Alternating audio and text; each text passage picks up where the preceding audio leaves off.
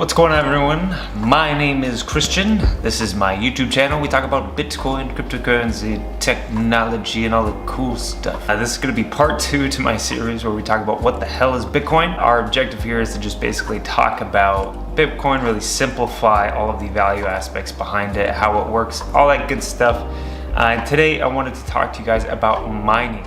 I know that a lot of you have heard about Bitcoin mining and you're wondering, how do I get in on this? Well, this is what I recommend personally.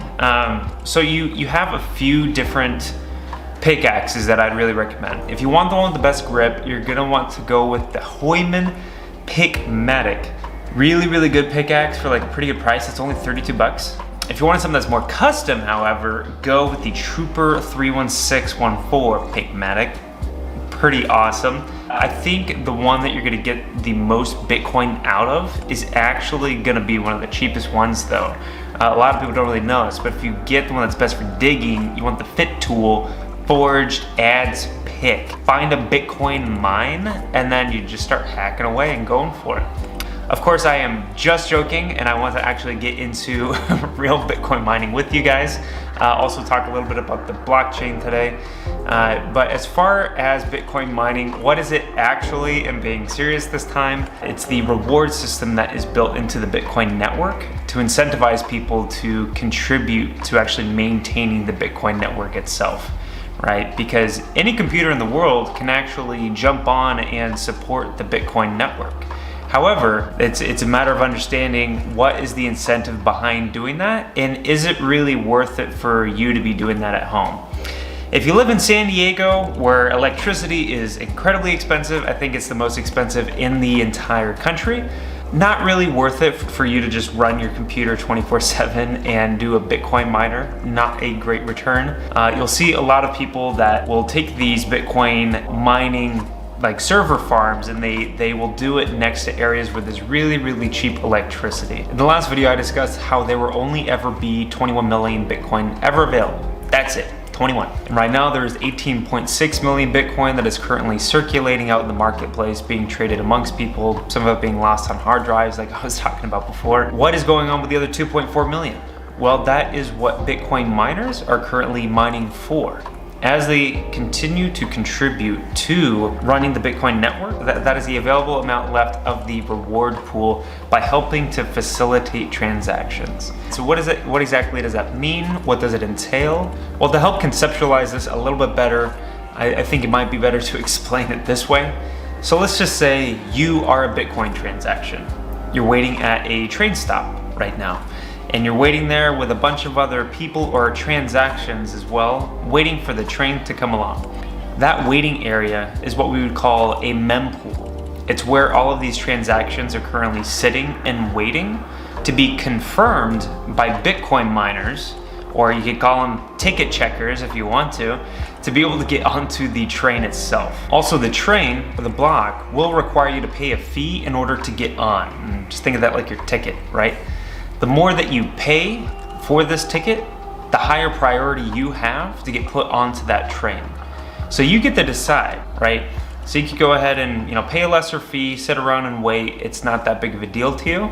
If this is something that you want to process a lot faster, then that's where you can pay a higher fee actually to go ahead and get your transaction pushed a little bit closer to the front of the line to get onto that block and then move to its destination, to that other person, wallet address, whatever it may be. Once you go through the necessary amount of confirmations to make sure that you have a valid transaction, that is when you can actually move onto the train or the block. So again, when you pay your fee for that ticket and then you get confirmed by the ticket checkers, you're able to get onto the train or the block and then go to your destination from there. And while these ticket checkers, they need to be paid somehow. They're literally just dedicating, time out of their day, resources out of their day, to go ahead and make sure that your transactions are moving to where they need to go. So how exactly do they do that? Well, every single block, there is a small amount of Bitcoin that is available that gets dispersed amongst the miners that are helping to facilitate your transaction. And that is the incentive that is set up. It's not a real train.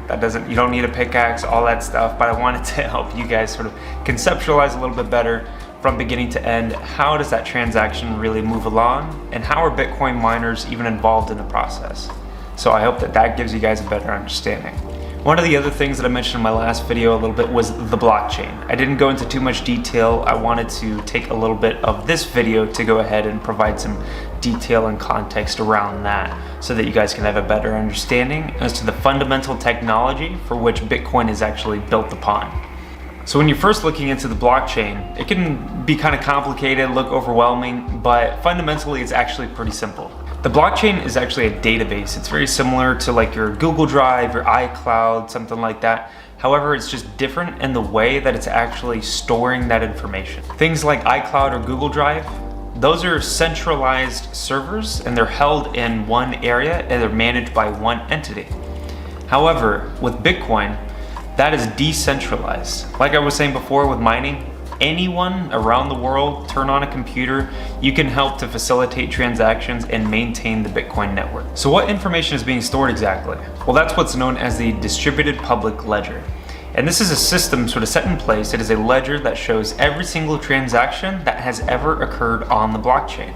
Cool thing about it is that every single person that helps to maintain the Bitcoin network actually has a copy of this ledger so that it can't be changed, it can't be deleted. It is irrefutable evidence of everything that has happened on the blockchain and where all of these transactions have been sent to each other. And why is this decentralization so important?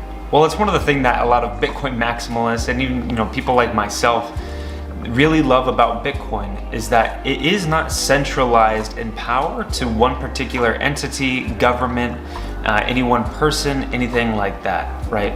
So when it comes to being able to control the systems, to be able to control the wealth, or to be able to shut it down, to be able to revoke anything, the government doesn't have any say in that whatsoever. No corporation has any say in that whatsoever. It gives you complete control of your wealth at the end of the day, and no one else has a say in it. You can go ahead and take your Bitcoin, put it on a ledger, which is it's a cold storage wallet. That's something I will talk about in a separate video, once again, as to the different types of wallets that exist. But this allows you to essentially own your own wealth with no other third party involved. And in order to remove corruption, in order to remove any type of manipulation or monetization systems, that is the best way in a currency system to be able to give you complete power.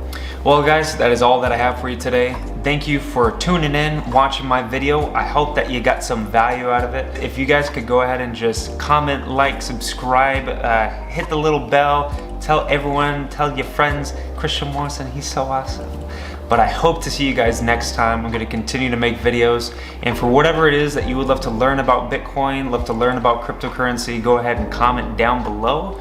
And then also, if you guys would like to buy Bitcoin, you haven't done it yet, you can go ahead and use the link below, jump onto Coinbase and go ahead and buy yourself some Bitcoin. I'll talk to you guys soon. Have a great day.